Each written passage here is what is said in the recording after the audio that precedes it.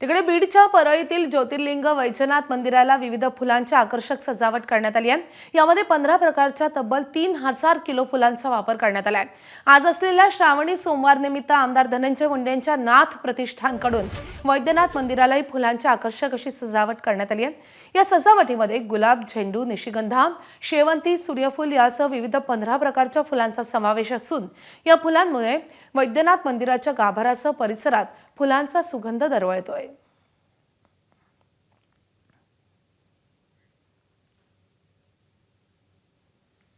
श्रावण महिन्याचा आज पहिला श्रावण सोमवार आहे आणि 12 ज्योतिर्लिंगापैकी 5वे ज्योतिर्लिंग असलेल्या वैद्यनाथाच्या मंदिरात भाविकांनी रात्रीपासूनच गर्दी केलेला आपल्याला बघायला मिळत आहे।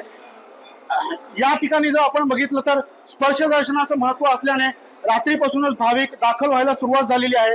समुद्र मंथनामध्ये 14 रत्न निघाले होते। यामध्ये धन्वंतरी आणि अमृत हे रत्न या ज्योतिर्लिंगात असल्याची आख्यायिका आहे आणि त्यामुळेच या ठिकाणी स्पर्श दर्शनाचे महत्व असल्याचे सांगितले जाते।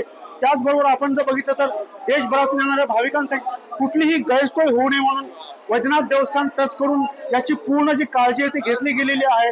भाविकांच्या 2 रांगा या ठिकाणी करण्यात आलेल्या असून मोठ्या संख्येने भाविक या ठिकाणी दाखल होत आहेत। आपण जर बघितलं तर या ठिकाणी जे भाविक आहेत आपण त्यांच्यासोबत संवाद करणार आहोत। माना कुठून आलात? संभाजीनगर, छत्रपती संभाजीनगर। किती वाजता लागला? हा, लाईनला किती वाजता लागला? आम्ही लागलो सर 4:45. किती वेळा दर्शन झालं? 2.5 तास लागले। बरं, अजून आपल्यासोबत काही भाविक आहेत? किती वाजता दर्शन लाईन लागलं? आम्ही 4 वाजता लागलो। दर्शन किती वाजता होतंय? आता 6:30 होईल। आज श्रावण सोमवार असल्याने मोठ्या संख्येने जे भाविक आहेत ते वैद्यनाथाच्या दर्शनासाठी दाखल होत आहेत आणि आता आपण हेच चित्र या ठिकाणी पाहू शकता। कॅमेरामॅन प्रमोद जोशी सह मी स्वानंद पाटील, एबीपी माझा, परळी, बीड।